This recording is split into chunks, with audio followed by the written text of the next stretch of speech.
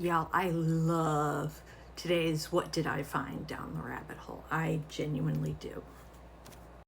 So today I'm looking up a guy named Wilson Ledley. Although not this Wilson Ledley. I've just noticed this is not the same Wilson Ledley I was looking for. I'm looking for a Wilson V. Ledley from this article in the Field Artillery Journal, December 1943. Back to the what I found down the rabbit hole. Okay, so I'm looking through newspapers.com, trying to learn more about this guy named Wilson V. Ledley. Mainly, I'd like to know what unit he was attached to, because he's written a very cool article about naval fire support in Sicily and how he, as an Army field artillery officer, was a liaison between the Navy and the field artillery troops on land. And I talk about this in an article that I'm writing, and so it excites me. And so I wanted to go looking for this guy and figure out, okay, where's he from? Who is he? Blah, blah, blah. You know. But this article really captures my eye.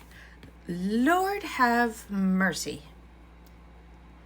Like, that's just badass.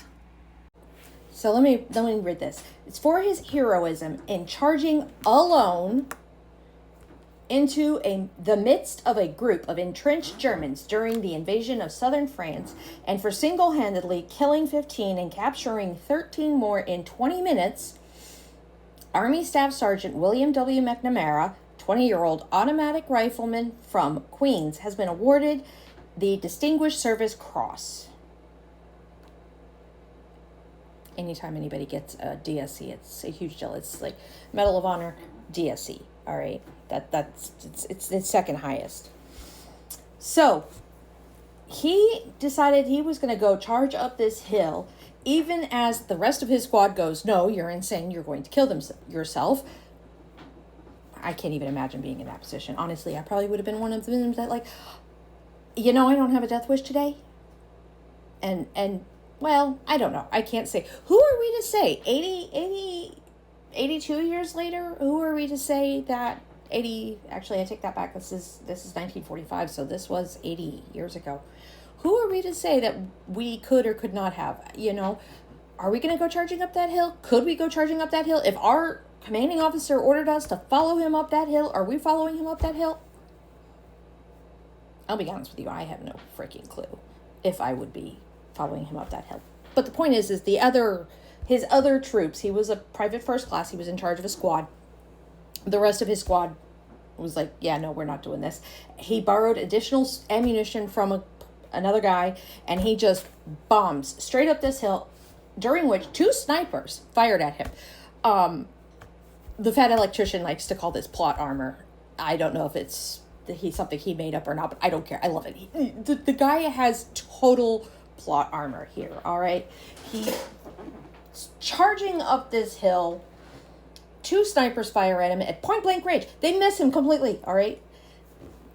A fellow soldier reported, says, with fire lashing belly-high across his path, the fellow soldier's report said, I saw McNamara charge right into the midst of the enemy position, firing so rapidly that he never had time to bring his weapon to his shoulder.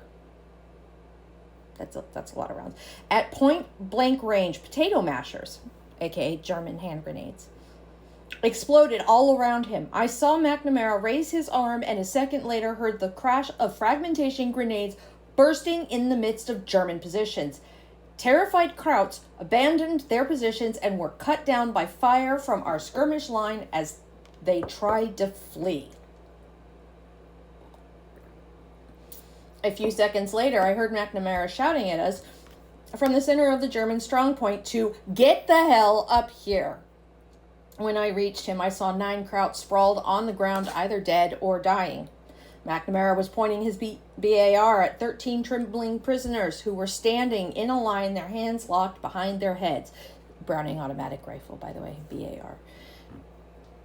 McNamara, with a squad of 10 men, hit the beach at 8 a.m. August 1944 during the first wave of the invasion. He skillfully led his men through a minefield, pointing out where rain had washed away the dirt covering the pressure buttons of the box mines. Fire from 3 German riflemen concealed in a ditch pinned the group down. Suddenly, according to the report, McNamara jumped out of the ditch, dashed across the road under sniper fire, plunged into the right-hand ditch, and charged up it, firing his Browning automatic rifle from the hip. In a few seconds, it was all over. When we caught up to him, 2 Krauts lay dying in the mud, and a third was bleeding to death. This guy just kept charging and going. I mean, that's what you call plot armor. That's what you call plot armor. All right, and by the way, the snipers that he fired at him and missed completely, he did kill them. And the article goes, following this was the charge up the hill. That's where the article ends. It's like, so of course, naturally, I further go down the rabbit hole to find out what the story is with this guy. And come to find out, lo and behold, he lived a fantastically long life. William W. McNamara, evidently he joined the Air Force following World War II. He fought in Korea and Vietnam, and he died in 2002. That's the Distinguished Service Cross. That's a Purple Heart. Now, what he earned the Purple Heart for, if he earned it then or later, I don't know. But I'll tell you what, next time I'm in Arlington National Cemetery to go visit my grandfather who is buried there, you bet I will be making a visit by McNamara's grave as well. Love my rabbit holes. Have a great day.